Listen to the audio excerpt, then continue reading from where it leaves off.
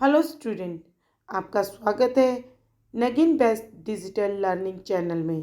आज हम लेकर आए हैं क्लास 12th की हिंदी बुक अभिव्यक्ति और माध्यम का चैप्टर 5 विशेष लेखन और स्वरूप और प्रकार। यह भी समाचार लिखने का एक रूप है जिसमें पत्रकार विशेष रिपोर्ट को लिखने के स्वरूप और प्रकार को अपनाता है। भाई, विशेष लेखन इम्पोर्टेंट न्यूज़ को लिखने का क्या स्वरूप और प्रकार होता है। तो इस पाठ में विशेष लेखन और स्वरूप के प्रकार के विषय में बताया गया है। तो चलिए अब पढ़ते हैं चैप्टर को। पहले हम आपको बता दें कि इस पाठ में बताया गया है कि विशेष लेखन स्वरूप और प्रकार में क्या क्या चीज़ आती हैं। क्या है विशेष लेखन? भाई, विशेष लेखन क्या चीज़ है यह बताया गया है। विशेष लेखन की भाषा और शैली कैसी होनी चाहिए। विशेष लेखन के क्षेत्र में क्या क्या आता है, किस तरह की न्यूज़ आती है वो हमें बताया गया है। कैसे हासिल करें विशेषज्ञता। भाई, विशेष लेखन को लिखने के लिए एक पत्रकार कैसे विशेषज्ञता हासिल कर सकता है। तो इस तरह विशेष लेखन स्वरूप और प्रकार को इस चैप्टर के माध्यम से बताया गया है।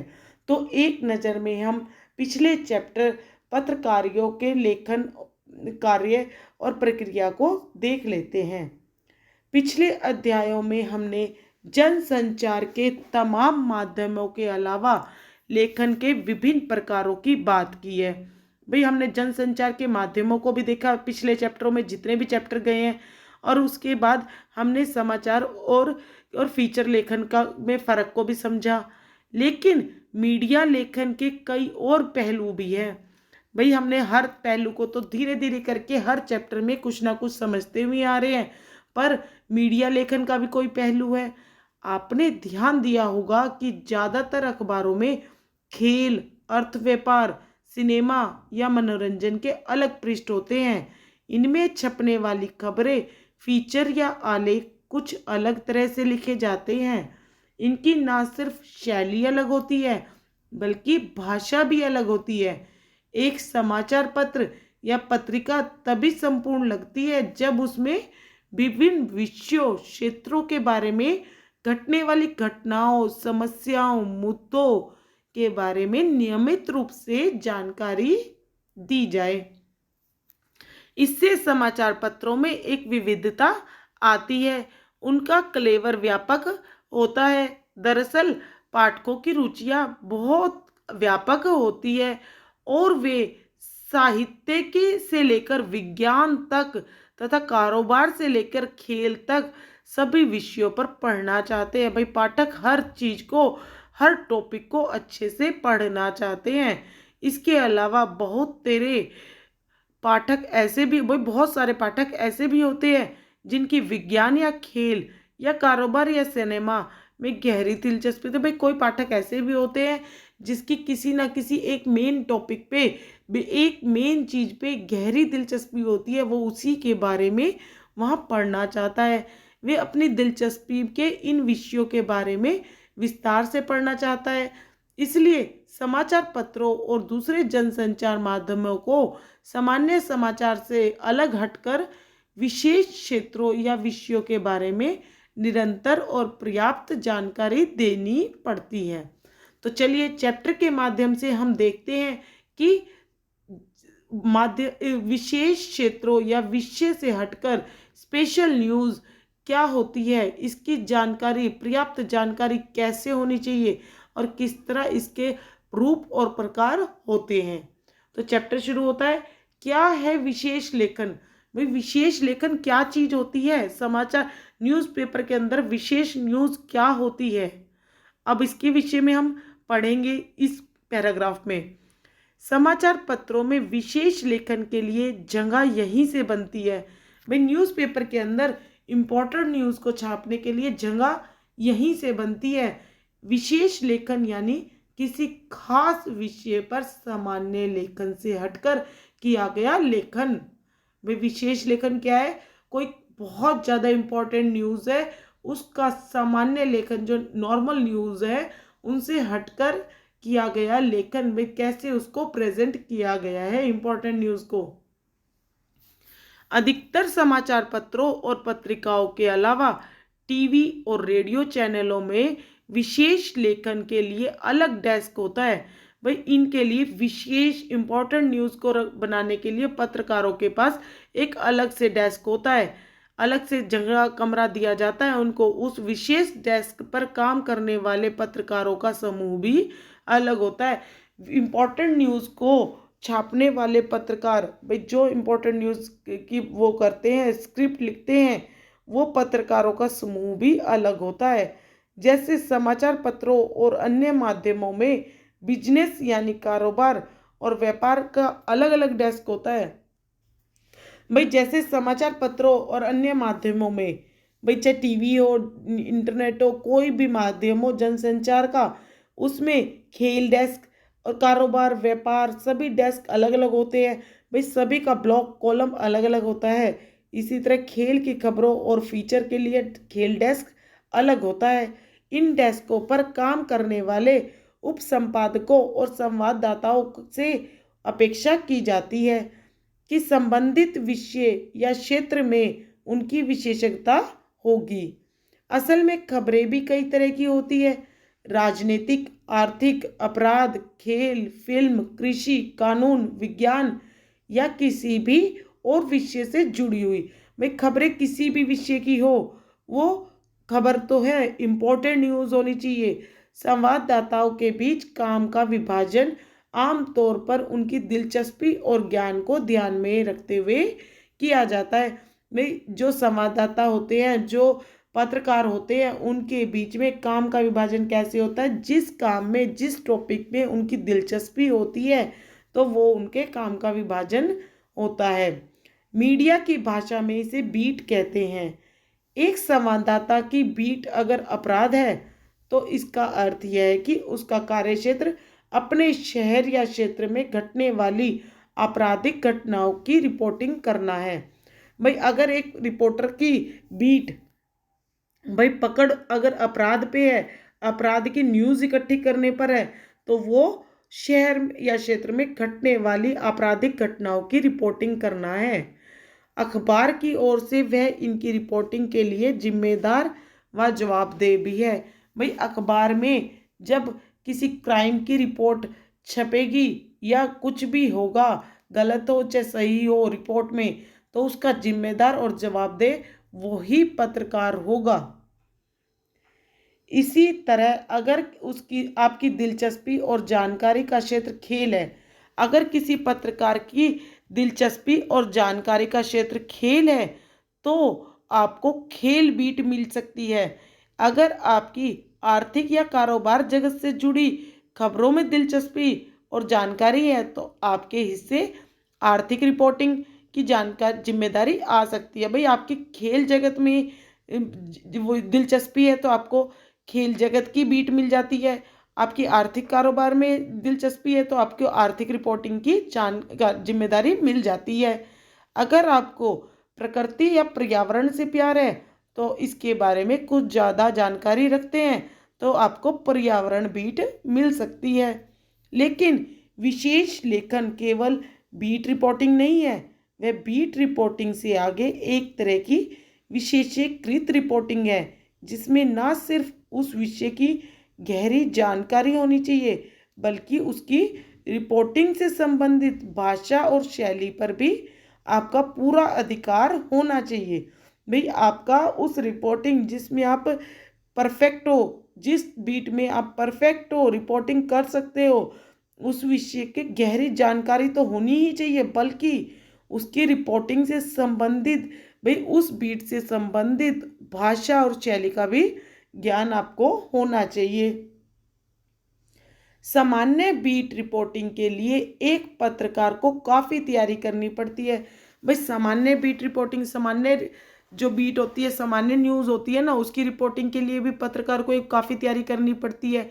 उदाहरण के तौर पर जो पत्रकार राजनीति में दिलचस्पी रखते हैं या किसी खास राजनीति पार्टी को कवर करते हैं, उन्हें पता होना चाहिए कि उस पार्टी का इतिहास क्या है, उसमें समय समय पर क्या हुआ, आज क्या चल रहा है, पार्टी के सिद्धांत या नीतियाँ क्या है, उसके पदाधिकार कौन कौन है, उनकी पृष्ठभूमि क्या है, बाकी पार्टियों से उस पार्टी के कैसे रिश्ते हैं, उनमें आपस में क्या फ़र्क है।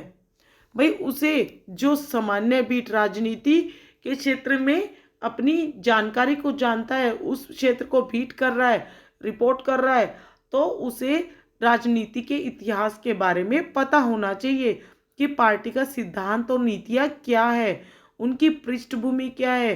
भाई उनसे के अलावा और भी कोई पार्टी है तो उनके साथ उनके रिश्ते कैसे हैं, उनमें आपस में क्या फ़र्क है, उनके अधिवेशनों में क्या क्या होता है, उस पार्टी की कमियां और खूबियां क्या है, वगैरह वगैरह। भाई उसे हर चीज़ का बारीकी से छोटे पॉइंट का अच्छे से पता होना चाहिए। पत्रकार को उस पार्टी के भीतर गहराई तक अपने संपर्क बनाने चाहिए, खबर हासिल करने के लिए नए नए स्रोत विकसित करने चाहिए। भाई जो पत्रकार राजनीति पर रिपोर्टिंग कर रहा है तो उसे राजनीति से रिलेटेड गहराई तक छोटे से छोटे पॉइंट की खबर हासिल करने के लिए नए नए स्रोतों को विकसित करना चाहिए। किसी भी स्रोत या सूत्र पर आंख मूंद कर भरोसा नहीं करना चाहिए। भाई उसे किसी भी स्रोत पर, किसी भी सूत्र पर आंख बंद कर भरोसा नहीं करना चाहिए और जानकारी की पुष्टि कई और स्रोतों के जरिए भी नहीं करनी चाहिए। भाई जानकारी न्यूज़ इकट्ठी करने के लिए वो किसी और स्रोतों पर, भाई किसी और ने आपको बता दी उससे रिलेटेड न्यूज़, उस पर भी विश्वास नहीं करना चाहिए। यानी उस पत्रकार को ज़्यादा से ज़्यादा समय अपने क्षेत्र के बारे में हर छोटी बड़ी जानकारी इकट्ठी करने में बिताना पड़ता है। भाई उस पत्रकार को जो जिस बीट से रिपोर्टिंग कर रहा है उसको उस न्यूज़ को इकट्ठा करने के लिए उस क्षेत्र में, किसी भी क्षेत्र में अगर वो बीट कर रहा है तो छोटी बड़ी जानकारी इकट्ठी करने के लिए ज़्यादा से ज़्यादा समय अपना वहीं बिताना पड़ता है। तभी वह उस समय के बारे में विशेषज्ञता हासिल कर सकता है, तभी वो उस चीज़ के बारे में, उस बीट के बारे में विशेषज्ञता हासिल कर सकता है और उसकी रिपोर्ट या खबर विश्वसनीय मानी जाती है। यह तो हुई बीट रिपोर्टिंग। भाई यह तो हमने पढ़ा बीट रिपोर्टिंग क्या है, लेकिन बीट रिपोर्टिंग और विशेषीकृत रिपोर्टिंग में फ़र्क है। भाई बीट रिपोर्ट जो होती है और विशेषीकृत रिपोर्ट होती है, इनमें भी फ़र्क होता है, अंतर है। क्या होता है? दोनों के बीच सबसे बड़ा महत्वपूर्ण फ़र्क यह है कि अपनी बीट की रिपोर्टिंग के लिए संवाददाता में उस क्षेत्र के बारे में जानकारी और दिलचस्पी का होना पर्याप्त है। भाई बीट रिपोर्टिंग में तो रिपोर्टर की, संवाददाता की उस क्षेत्र के बारे में जानकारी और दिलचस्पी होना पर्याप्त है, लेकिन इसके अलावा एक बीट रिपोर्टर को आमतौर पर अपनी बीट से जुड़ी सामान्य खबरें ही लिखनी होती हैं। भाई इसके अलावा एक बीट रिपोर्टर को आमतौर पर अपनी बीट से जुड़ी सामान्य खबरें ही लिखनी होती हैं, लेकिन विशेषीकृत रिपोर्टिंग का तात्पर्य यह है कि आप सामान्य खबरों से आगे बढ़कर उस विशेष क्षेत्र या विषय से जुड़ी घटनाओं, मुद्दों, समस्याओं का बारीक से विश्लेषण करें। और दूसरी ओर विशेषीकृत रिपोर्टिंग का तात्पर्य क्या होता है? आप सामान्य खबरों से आगे बढ़कर विशेष इम्पोर्टेंट क्षेत्र या इम्पोर्टेंट विषय से जुड़ी घटनाओं, मुद्दों, समस्याओं का बारीकी से विश्लेषण करें और पाठकों के लिए उसका अर्थ स्पष्ट करने की कोशिश करें। जैसे अगर शेयर बाजार में भारी गिरावट आती है तो उस बीट पर रिपोर्टिंग करने वाला संवाददाता यानी रिपोर्टर उसकी एक तथ्यात्मक रिपोर्ट तैयार करेगा। भाई अगर शेयर बाजार में कोई भारी गिरावट आती है और उस बीट की रिपोर्टिंग कोई रिपोर्टर कर रहा है तो उसकी एक तथ्यात्मक रिपोर्ट वो तैयार करेगा कि किस तरह गिरावट आई है, किस टाइम गिरावट आई है, किस टाइम तेजी हुई है, और वो हर तरह की रिपोर्ट, छोटी छोटी बारीकों को रिपोर्ट तैयार करेगा जिसमें सभी जरूरी सूचनाएं तथा शामिल होंगे। लेकिन विशेषीकृत रिपोर्ट करने वाला संवाददाता इसका विश्लेषण करके यह स्पष्ट करने की कोशिश करेगा कि बाजार में गिरावट क्यों और किन कारणों से आई है। भाई जो इस चीज़ की बीट की रिपोर्टिंग कर रहा है शेयर बाजार की, तो वो तो क्या करेगा, इसकी हर चीज़ों की नॉलेज लेकर हर चीज़ों की छोटी बड़ी बातों की एक रिपोर्ट तैयार कर लेगा, लेकिन विशेषीकृत रिपोर्ट करने वाला संवाददाता इसका विश्लेषण करने में यह स्पष्ट करने की कोशिश करेगा कि बाजार में जो गिरावट आई है वो क्यों और किन कारणों से आई है। इसका नाम निवेशकों पर क्या असर पड़ेगा भाई, इसका आम जनता पर क्या असर पड़ेगा, जो यह गिरावट आई है इसकी आम पब्लिक पर क्या असर पड़ेगा। यही कारण है कि बीट कवर करने वाले रिपोर्टर को संवाददाता और विशेषीकृत रिपोर्टिंग करने वाले रिपोर्टर को विशेष संवाददाता का दर्जा दिया जाता है। भाई यही कारण है कि दोनों संवाददाताओं में विशेष संवाददाता का दर्जा दिया जाता है। लेकिन विशेष लेखन सिर्फ विशेषीकृत रिपोर्टिंग पर भी नहीं है भाई, इसमें बताया गया है कि विशेष लेखन जो है वो सिर्फ विशेषीकृत रिपोर्टिंग भी नहीं है। विशेष लेखन के तहत रिपोर्टिंग के अलावा उस विषय या क्षेत्र विशेष पर फीचर, टिप्पणी, साक्षात्कार, लेख, समीक्षा और स्तंभ लेखन भी आता है। भाई उसके अंदर, उसकी रिपोर्ट के अंदर, उसका जो रिपोर्ट है, उसकी न्यूज़ है, उसकी फीचर, टिप्पणी, साक्षात्कार, लेख, समीक्षा, स्तंभ, इन सभी पॉइंट्स को वो नोट करता है। भाई उस घटना में क्या फीचर है, किस चीज़ का फीचर बनेगा, क्या टिप्पणी बनेगी, क्या साक्षात्कार है, इन सब चीज़ों का वो ध्यान रखता है। इस तरह का विशेष लेखन समाचार पत्र या पत्रिका में काम करने वाले पत्रकार से लेकर फ्रीलांस पत्रकार तक या लेखक तक सभी कर सकते हैं। भाई इस तरह के विशेष लेखन समाचार पत्र या पत्रिका में काम करने वाले पत्रकार से लेकर फ्रीलांस पत्रकार, जो फ्रीलांस पत्रकार कौन से होते हैं, स्वतंत्र पत्रकार, भाई जो अपने लिए, जो एक प्रॉपर न्यूज़पेपर के लिए न्यूज़ नहीं लिखते, वो लिखते हैं स्वतंत्र होकर, जो उन्हें वेतन देता है उनके लिए, उसी न्यूज़पेपर के लिए वो लिखने लग जाते हैं। शर्त सिर्फ यह है कि विशेष लेखन के इच्छुक पत्रकार या स्वतंत्र लेखक को उस विषय में माहिर होना चाहिए। भाई जो वो रिपोर्टर है वो इस चीज़ का, विशेष लेखन का माहिर होना चाहिए, उसे उसके नॉलेज होनी चाहिए अच्छे से। मतलब यह है कि किसी भी क्षेत्र पर विशेष लेखन करने के लिए ज़रूरी है उस क्षेत्र के बारे में आपको ज़्यादा से ज़्यादा पता हो, उसकी ताज़ा से ताज़ा सूचना आपके पास हो और आप उसके बारे में लगातार पढ़ते हो, जानकारियाँ और तथ्य इकट्ठे करते हो, उस क्षेत्र से जुड़े लोगों से लगातार मिलते रहते हो। इसी तरह अखबारों और पत्र पत्रिकाओं में किसी खास विषय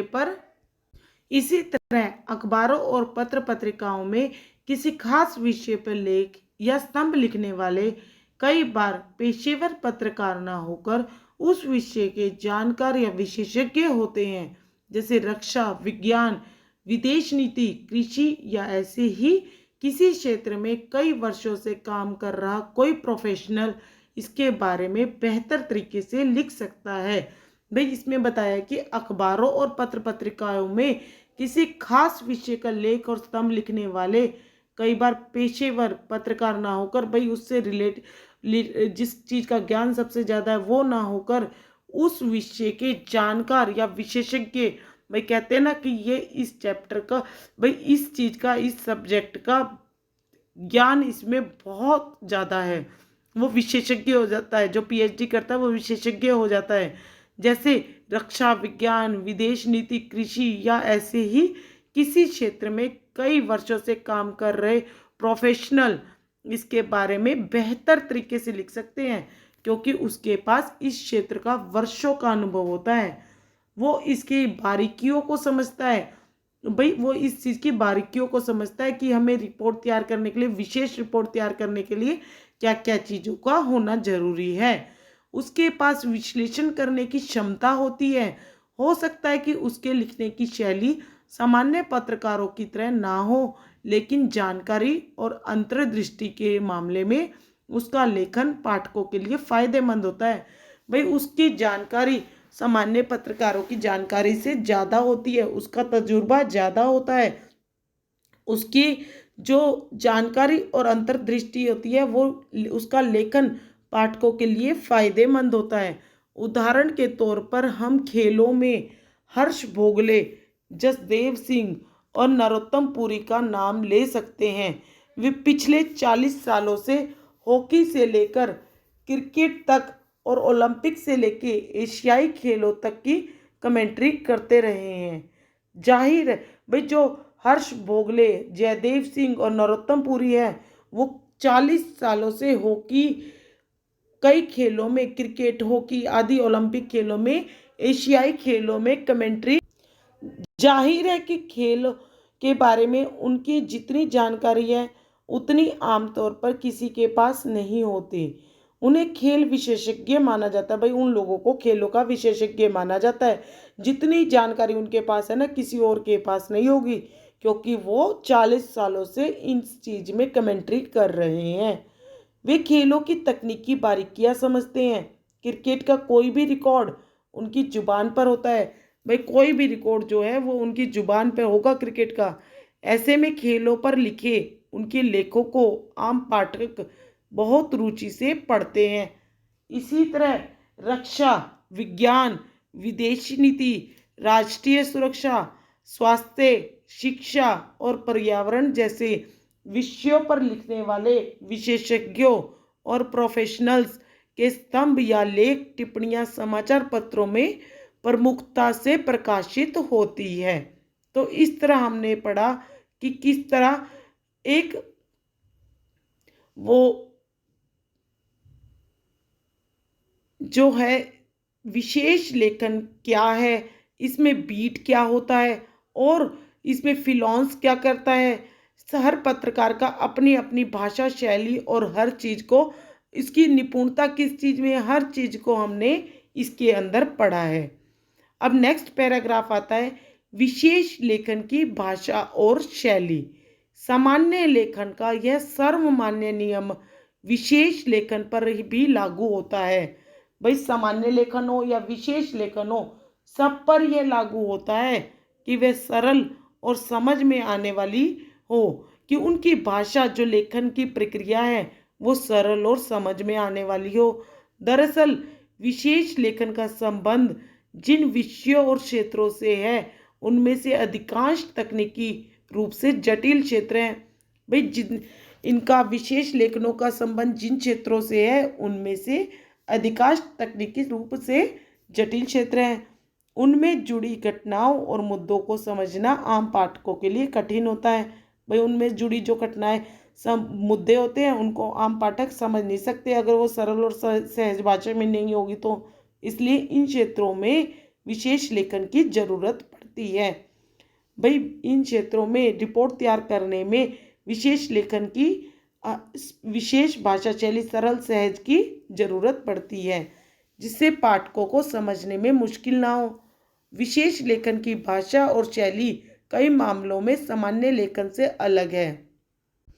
उनके बीच सबसे बुनियादी फर्क यह है, भाई उनके बीच में सबसे बुनियादी फर्क क्या है कि हर क्षेत्र विशेष की अपनी विशेष तकनीकी शब्दावली होती है। भाई, हर विशेष रिपोर्ट की अपनी एक तकनीकी शब्दावली होती है, उस विषय पर लिखते हुए आपके लेखन में आती है। जब पत्रकार एक विशेष लेख लिखता है तो उनके लेखक में वो शब्दावली आती है। जैसे कारोबार पर विशेष लेखन करते हुए आपको उसमें इस्तेमाल होने वाली शब्दावली से परिचित होना चाहिए। भाई, आप कारोबार के ऊपर एक विशेष रिपोर्ट लिख रहे हैं तो आपको उससे रिलेटेड इस्तेमाल होने वाली शब्दावली से परिचित होना चाहिए। दूसरे, अगर आप उस शब्दावली से परिचित हैं तो आपके सामने चुनौती यह होती है कि आप अपने पाठक को भी उस शब्दावली से इस तरह परिचित कराएं। भाई, आप दूसरी एक पहली चुनौती तो आपने कर दी कि आपके पास शब्दावली से परिचित है आप। दूसरी क्या चुनौती है आपको कि उस शब्दावली से आप अपने पाठकों को भी परिचित कराएं, उसे आपकी रिपोर्ट को समझने में कोई दिक्कत ना आए। आप सरल और सहज भाषा का प्रयोग करें।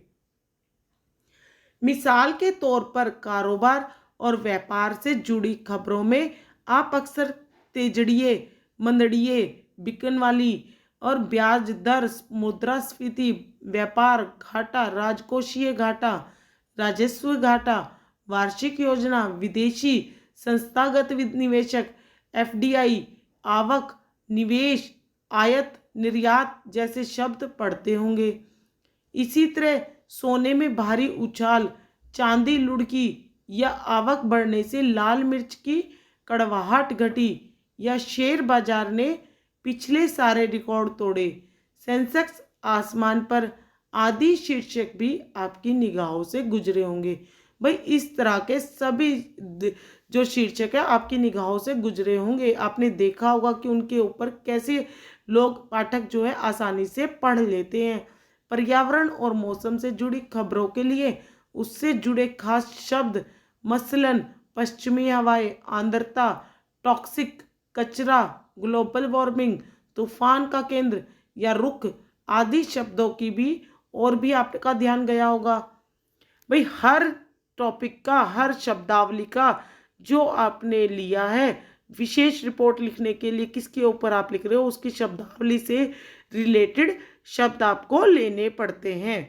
तो जैसे खेलों में भी भारत ने पाकिस्तान को 4 विकेट से पीटा, चैंपियंस कप को में मलेशिया ने जर्मनी के आगे घुटने टेके आदि शीर्षक सहज ही ध्यान खींचते हैं। विशेष लेखन की कोई निश्चित शैली नहीं होती, लेकिन अगर आप अपने बीट से जुड़ा कोई समाचार लिख रहे हैं तो आपकी शैली उल्टा पिरामिड शैली ही होगी। लेकिन अगर आप समाचार फीचर लिख रहे हैं तो आपकी शैली कथात्मक हो सकती है। इसी तरह अगर आप लेख या टिप्पणी लिख रहे हैं तो आपकी शुरुआत भी फीचर की तरह ही हो सकती है। जैसे आप किसी केस स्टडी से उसकी शुरुआत कर सकते हैं, भाई किसी केस स्टडी को करते हैं हम, उसकी शुरुआत करते हैं, उसी तरह आप अपनी न्यूज़ की भी कर सकते हैं। उसे किसी खबर से जोड़कर यानी न्यूज़ पैक के जरिए भी शुरू कर सकते हैं। भाई हम किसी दूसरी खबर से जोड़कर न्यूज़ पैक के जरिए, भाई बैक वाली न्यूज़ के जरिए उसको शुरू कर सकते हैं। इसमें पुराने संदर्भों को आज के संदर्भ में जोड़कर पेश करने की भी संभावना होती है।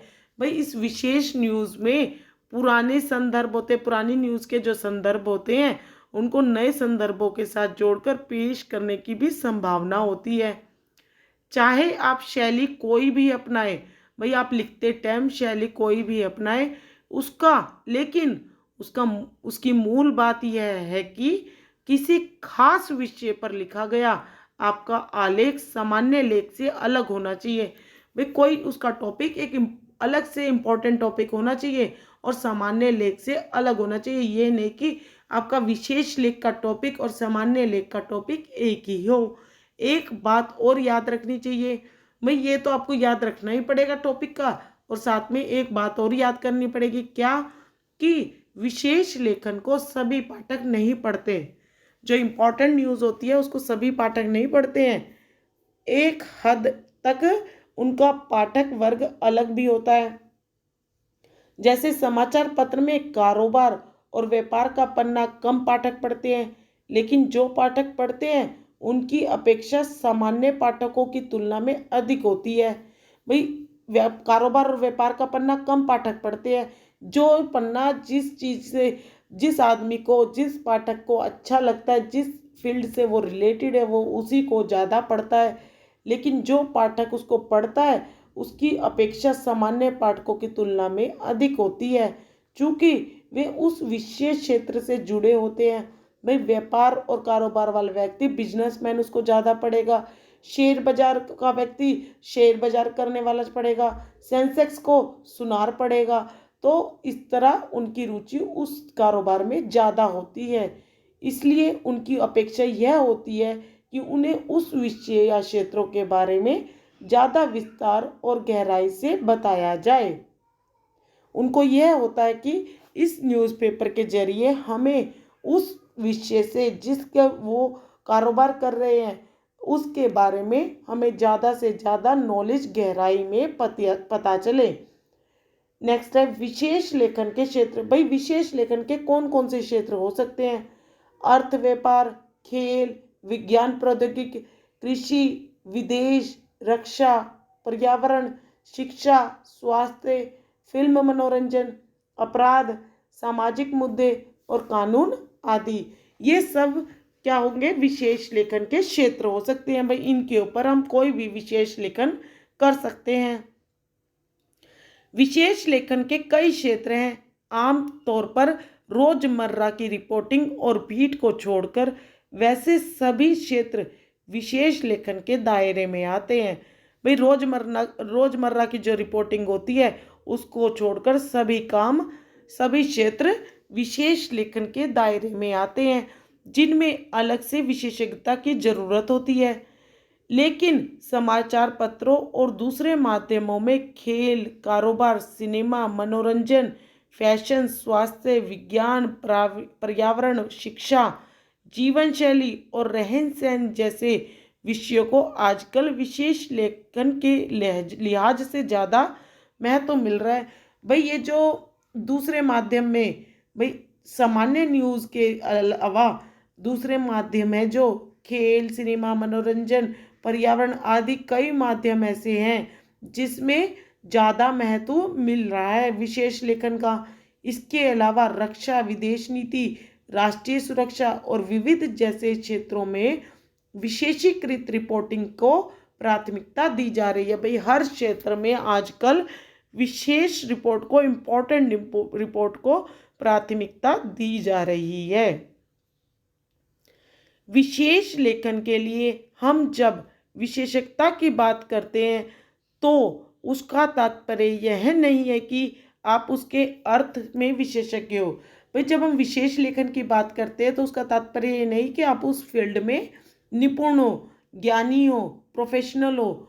जिस अर्थ में एक प्रोफेशनल अर्थशास्त्री आर्थिक मामलों का विशेषज्ञ होता है, या कोई वरिष्ठ सैनिक अधिकारी या सैन्य विज्ञान में डायरेक्टर रक्षा मामलों का विशेषज्ञ होता है।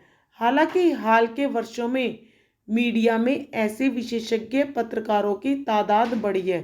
भाई आजकल जो है हमने देखा है कि कई वर्षों में मीडिया में ऐसे विशेषज्ञ पत्रकारों की तादाद बढ़ती ही जा रही है जो अर्थशास्त्र या पर्यावरण विज्ञान या MBBS जैसे प्रोफेशनल और उच्च डिग्री लेकर पत्रकारिता में आए हैं। भाई आजकल के जो स्टूडेंट्स हैं वो इस चीज में प्रोफेशनल डिग्री लेकर पत्रकारिता में आते हैं। लेकिन पत्रकारिता में विशेषज्ञता का अर्थ थोड़ा अलग होता है। भाई इसमें पत्रकारिता में पत्रकार का जो विशेषज्ञता होती है वो अलग होता है। यह विशेषज्ञता से हमारा तात्पर्य एक तरह की पत्रकारीय विशेषज्ञता से है। पत्रकारीय विशेषज्ञता का अर्थ क्या है कि व्यावसायिक रूप से प्रशिक्षित ना होने के बावजूद उस विषय में जानकारी और अनुभव का आधार पर अपनी समझ को इस हद तक विकसित करना कि उस विषय या क्षेत्र में घटने वाली घटनाओं और मुद्दों की आप सहजता से व्याख्या कर सके और पाठकों के लिए उनके मायने जो है स्पष्ट कर सके। भाई अब इसमें एक बात बताई गई है कि इसमें कहा गया है कि जो ये विशेषज्ञता है कि भाई रिपोर्टिंग में आपने विशेषज्ञता प्राप्त कर ली डिग्री लेकर विशेषज्ञता प्राप्त करना ही एक मोटिव नहीं है, बल्कि हमें उसका अनुभव भी होना चाहिए, एक्सपीरियंस भी मायने रखता है। भाई जिसको एक्सपीरियंस होगा, डिग्री तो मायने रखती है, साथ में एक्सपीरियंस भी मायने रखता है। जिसके पास ज़्यादा तजुर्बा होगा, एक्सपीरियंस होगा, वो उस घटना में घटने वाली घटनाओं और मुद्दों को सहजता से व्याख्या कर सकता है, उसकी बारीकी से उसकी व्याख्या कर सकता है और पाठकों के लिए उनके मायने स्पष्ट कर सकता है वो। नेक्स्ट है, कैसे हासिल करें विशेषज्ञता। आजकल पत्रकारिता में jack of all trends but master of none, सभी विषयों को जानकर लेकिन किसी खास विषय में विशेषज्ञता नहीं की बजाय मास्टर ऑफ वन यानी किसी एक विषय में विशेषज्ञता जरूरी है की मांग की जा रही है। सवाल यह उठता है कि आप किसी भी विषय में विशेषज्ञता कैसे हासिल कर सकते हैं। भाई आप किसी भी विषय में कैसे निपुण हो सकते हैं, कैसे आप डिग्री ले सकते हैं। इस सिलसिले में सबसे ज़रूरी बात यह है कि आप जिस विषय में विशेषज्ञता हासिल करना चाहते हैं उसमें आपकी वास्तविक रुचि होनी चाहिए। इसके साथ ही अगर आप उस विषय में विशेषज्ञता हासिल करना चाहते हैं, भाई आपकी वास्तविक रुचि होनी चाहिए वहाँ। उस विषय की अगर आपको डिग्री हासिल करनी है तो उसकी आप में वास्तविक रुचि होनी चाहिए। आप उस विषय की डिग्री हासिल करना चाहते हैं तो बेहतर होगा कि आप उच्चतर माध्यमिक +2 यानी और स्नातक स्तर पर यानी कॉलेज के साल उसी या उससे जुड़े विषय में पढ़ाई करें।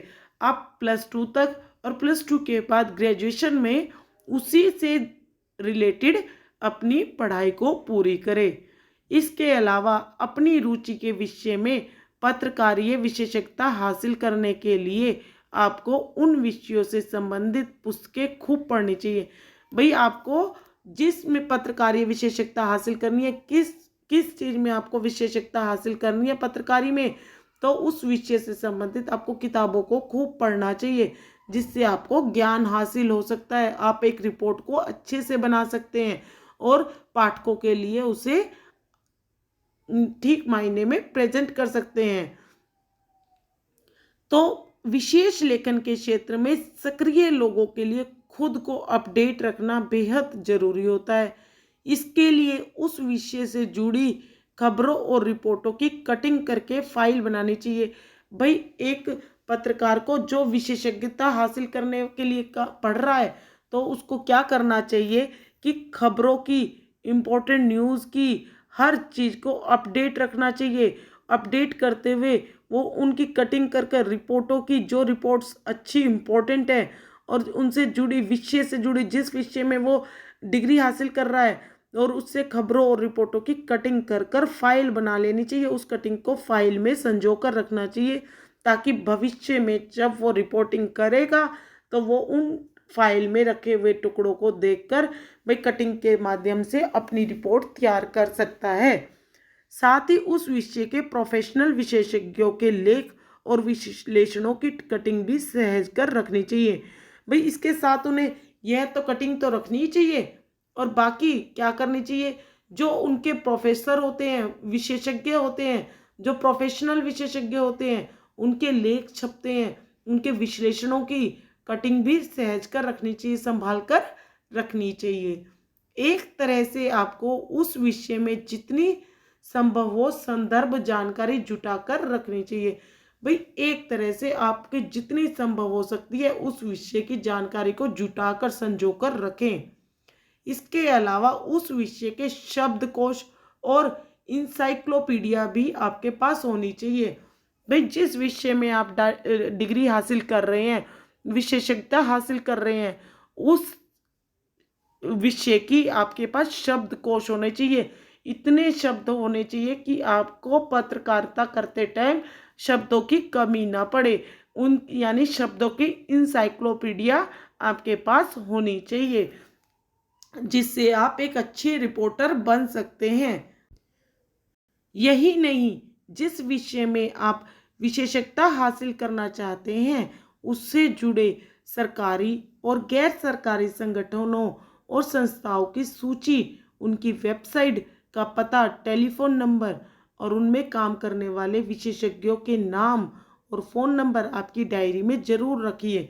भाई इसके अलावा आपके पास एक डायरी होनी चाहिए, उसके अंदर आप अपने विषय के में, जिस विषय में आप विशेषज्ञता हासिल कर रहे हैं, डिग्री को हासिल कर रहे हैं, उससे जुड़े, भाई जैसे आप कारोबार से के अंदर आप कर रहे हैं विशेषज्ञता हासिल, तो कारोबार से जुड़े सरकारी गैर सरकारी संगठनों और संस्थाओं की सूची, उनकी वेबसाइट का पता, टेलीफोन नंबर, उनमें काम करने वाले विशेषज्ञों के नाम, भाई इनके ऊपर पहले कौन काम कर रहा है, उनके नाम, फ़ोन नंबर आपकी डायरी में ज़रूर होने चाहिए, ताकि जब आप पत्रकारिता करो, रिपोर्ट तैयार करो, जहाँ कहीं भी आपको दिक्कत हो तो आप उनसे पहले विशेषज्ञों से पता कर सकते हैं। पत्रकारों की विशेषज्ञता कुछ हद तक उसके अपने सूत्रों और स्रोतों पर निर्भर करती है।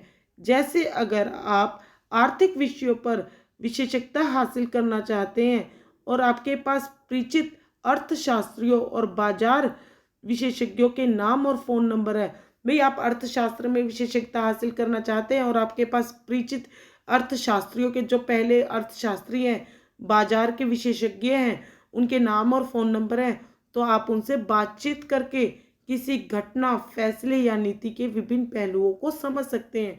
भाई कोई घटना घटित हुई है, उसके बारे में आपको रिपोर्ट बनानी है, तो आप उनसे सलाह कर पहलुओं को समझ सकते हैं या उसका निहितार्थ जानने की कोशिश कर सकते हैं या उसका निचोड़ भाई आप उनकी सलाह लेकर अपनी रिपोर्ट को एक सफल बना सकते हैं। इस तरह आप अपनी रुचि के क्षेत्र या विषय में विशेषज्ञता विकसित कर सकते हैं। भाई इस तरह आप अपनी रुचि के क्षेत्र में आपने जिस विषय को अपनी इच्छा से लिया है उसमें विशेषज्ञता विकसित कर सकते हैं। लेकिन आपको पॉइंट टू पॉइंट जो बताया है आपको वो सभी पॉइंट फॉलो करने होंगे। आप उनको फॉलो करते हो तो एक अच्छे पत्रकार बन जाते हो और एक उस विषय में विशेषज्ञता हासिल कर सकते हो। लेकिन एक बात अवश्य याद रखनी चाहिए कि विशेषज्ञता एक दिन में नहीं आती। विशेषज्ञता एक तरह से अनुभव का पर्याय है। भाई उस विषय में विशेषज्ञता लेनी है आपको तो यह एक तरह से आपके अनुभव का पर्यायवाची है। उल्टा है, उस विषय में निरंतर दिलचस्पी और सक्रियता ही आपको विशेषज्ञ बना सकती है। भाई उस विषय में निरंतर आपकी दिलचस्पी और सक्रियता, जो आप निरंतर काम कर रहे हो उस विषय के अंदर, दिन रात एक कर रहे हो, वही आपको विशेषज्ञ बना सकती है। जैसा कि हम पहला चर्चा कर चुके हैं, भाई हम पहले भी इस बात की चर्चा कर चुके हैं, विशेष लेखन का दायरा बहुत बड़ा है। विशेष लेखन का दायरा बहुत बड़ा है, इसके कई पहलू हैं। हम यहाँ हर एक क्षेत्र के बारे में अलग अलग चर्चा करने के बजाय कुछ चुनिंदा क्षेत्रों के बारे विशेष लेखन की बारीकियों और उसकी शैली पर चर्चा करेंगे। भाई हम हर एक के बारे में तो अलग अलग चर्चा कर नहीं सकते, लेकिन कुछ जो मेन होती हैं, चुनिंदा क्षेत्र होते हैं, भाई वो छपते ही छपते उनके बारे में, उनके विशेष लेखन के बारीकियों और उनकी शैली के बारे में हम यहाँ पर चर्चा करके बताते। तो हम आज इतना ही चैप्टर करेंगे। आगे का चैप्टर हम पार्ट 2 में करेंगे। हमने इस पार्ट में हमने पढ़ा कि विशेष लेखन क्या है, भाई विशेष लेखन क्या होता है, इम्पोर्टेंट न्यूज़ क्या होती है, इसमें कैसी भाषा शैली का प्रयोग किया जाता है जिससे पाठकों को भाषा सरल और सहज लगे और आसानी से वो पढ़ सके। हमने इसमें यह भी देखा कि विशेष लेखन कौन कौन से क्षेत्र में किया जाता है, वे कौन कौन सी क्षेत्र की इम्पोर्टेंट न्यूज़ बनाई जाती है। और हमने यह भी देखा कि विशेषज्ञता, इस विशेष लेखन की कौन से विषय में विशेषज्ञता होनी चाहिए, कैसे हम विशेषज्ञता को हासिल कर सकते हैं। इस तरह हमने लाइन टू लाइन इन सब पॉइंट्स को देखा कि विशेष लेखन में क्या क्या चीज़ें जरूरी होती है, उसके स्वरूप में, उसके प्रकार में क्या क्या चीज़ें जरूरी होती है। भाई विषय के विशेषज्ञता लेने के लिए व्यक्ति को जो जिस विषय में विशेषज्ञता लेना चाहता है, जिस क्षेत्र में, भाई कोई इतने सारे क्षेत्र है, खेल, मनोरंजन, कारोबार, सराफा, कई किसान, खेती, कई क्षेत्र ऐसे हैं जिसमें आप विशेषज्ञता ले सकते हैं। पर एक में विशेषज्ञता लेकर आप उसको अच्छे से बारीकियों से उसकी शैली पर चर्चा कर सकते हैं। तो हम आगे के पार्ट में पढ़ेंगे कि हमने विशेष लेखन की बारीकियां और शैली की हर क्षेत्र में अलग अलग चर्चा ना कर कुछ क्षेत्र हमने ऐसे लिए हैं जिसको हम आपको बारीकी से बताएंगे। तो हम अपना पार्ट यहीं पर समाप्त करते हैं। आगे हम पार्ट 2 में फिर मिलेंगे। अब वीडियो अच्छी लगे तो लाइक, शेयर और सब्सक्राइब करना। अब आगे आने वाली वीडियो की वेट कीजिए।